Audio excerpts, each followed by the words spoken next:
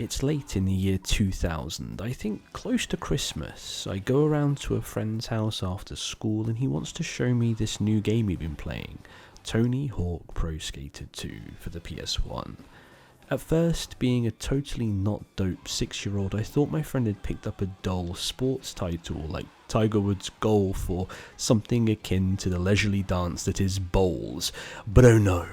A few hours of passing the pad between us and we were both intoxicated. This was the coolest fucking thing I had ever played. Sure, I had dabbled in Street Fighter, span like a mad lad in Crash Bandicoot, but Pro Skater 2 had the absolute vibes. The soundtrack, the attitude, the fucking gameplay. Oh man, that was crack to me and my still underdeveloped brain. The sense of exploration, each level with secrets, hard to reach places, had me staying in single levels trying to squeeze the best high scores I could. I was awful, but it was fun, and this introduction to skateboarding may have prompted this totally sick Darth Maul skateboard I got that Christmas. As I grew older, skateboarding wasn't something I found myself pursuing. I inevitably moved on to dinosaurs, Beast Wars. Anyone remember them? They were Transformers, but with animals instead, and then cartoons, and then video games. But Pro Skater 2 has a special place in my heart, and playing skating video games still rustles up some of my fondest memories. So Helskate is, if you couldn't have guessed, a skateboarding game, but it's also an action roguelite where you perform tricks, chain combos to power up attacks to help you slay the monsters of Vertime, which has absolutely no relation to the Norse gods. Trust me, I googled it. Every level you complete provides you with a reward, money, health or currency used to upgrade your board, buy new boards, or get a new tattoo that permanently improves each run, like being revived once if you die. In short, it's the Tony Hawk Pro Skater series mixed with Hades, but there is somewhat of a caveat to that which I'll touch on later. You play as the hilariously named Anton Falcon. Graced with the ability to fight the Helskate demons on a quest to get to the beach, of all places. I suppose man just wants to get some rays. After a run, you return to your dismal, dank shopping mall hub zone with pop-up tents that are overseen by everyone's favourite emo devil girlfriends your mum warned you about, and this guy that give most of the story exposition. It's at these hubs where you buy, upgrade your board and gain some new ink in between runs. This is also where the story exposition is given. Rinse and repeat this loop until you reach the bosses, acquire new gear and uncover the story. At the start of a level, you have a set number of demons to kill. Enemy variation is good here with cyclopic mounds that endlessly spew out one-eyed bats or massive birds that telegraph their attacks. As well as clearing the level, you have other challenges like getting a high combo, finding and killing these birds, or collecting all of the letters in the word Helskate. Once you have done enough of these, you unlock that level in free mode. The loop mainly consists of clearing out enemies, allowing you to move on to the challenges in a real old school Tony Hawk fashion. As you progress through levels, you can acquire gear, tapes and stickers. Gear which consists of shoes, trousers and t-shirts that give you passive effects, tapes that give you combat bonuses if you perform a specific trick, and stickers which can give you a specific effect like faster movement speed when crouching. None of these upgrades felt particularly meaningful. It's either poison, explosion or crit damage, which gets old after 5 or 6 runs. There was really no incentive to experiment or get excited here. The best roguelikes make it feel exciting when you select a new boon or a piece of gear that brings together a cracked build that feels broken. Stumbling upon these rare combos is so much of the fun I get from these games.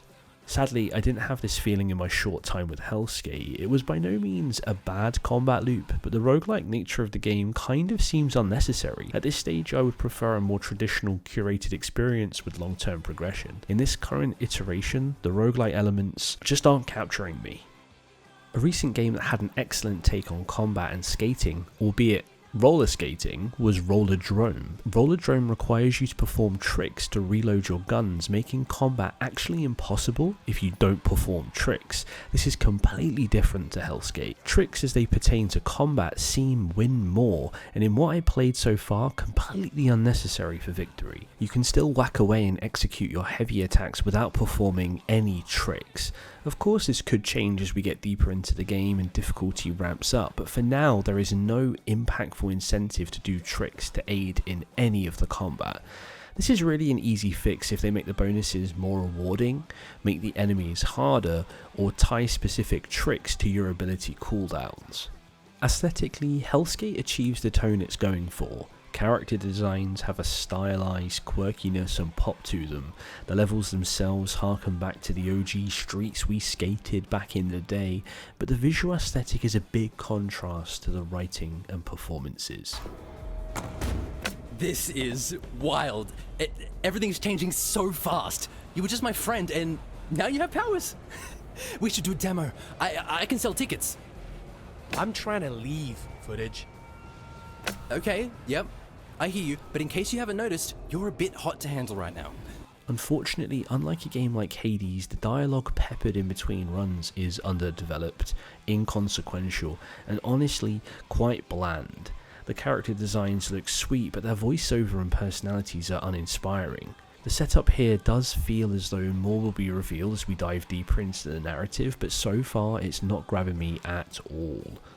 A skate god called Garland, who honestly has a wicked design, is shifting the Helskate around, hence the roguelike nature.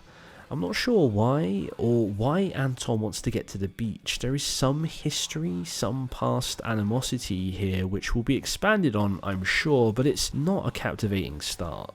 This isn't a big deal, but when comparisons with Hades have been made, I think expectations need to be set. The game has placeholders for some voice dialogue, and even whole cutscenes have placeholder stage directions instead of the scenes, as well as some levels missing art altogether.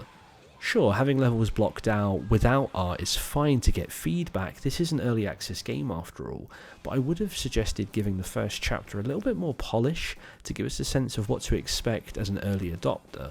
I reckon this could have gone some way in helping to invest me in the story too.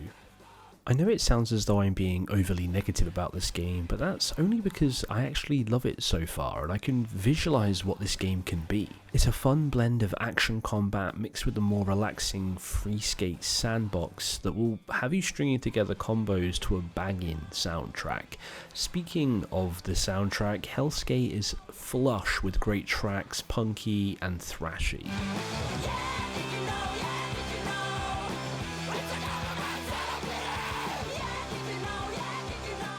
These tracks absolutely captured what made the Pro Skater series pop, and without a big budget. The foundation of Helskate is extremely fun, but it ultimately feels like a framework rather than a completely polished game. The free skating exploration has sold me. It's just so fun, cruising, trying tricks, stringing together combos, and the game includes a dash that can be performed in mid-air, allowing you to extend your combos in crazy creative ways. I can imagine the community will have a field day with this. The combat and roguelike elements feel underdeveloped, but it's early access, so a lot can change, and hopefully the devs take on board what the fans are saying, because they have struck gold with this concept. It just needs some work. So should you pick this up now? It's a hard question to answer. The game has nailed what made the older Tony Hawk games so much fun, and the exploration is a real standout here. For just this alone, I would personally pick this game up, even if the level of quality was maintained, and just for the sandboxes. Level layouts have been a lot of fun to explore, and the challenges had me retrying the same string of tricks over and over to master them. That being said, the game could and should be better. It isn't there yet. As a roguelike, it is far from the finished article, and if this is what has drawn you to Helskate more than the actual skating, I would hold off to see how these systems are developed. If you commit now, you are very much delving into a working title, but if you're a fan of the Pro Skater series, there's a lot here for you. And there we have it, Helskate. Let me know in the comments if you'll be giving this one a try, or holding off to see where this game ends up. And I'll see you in the next one.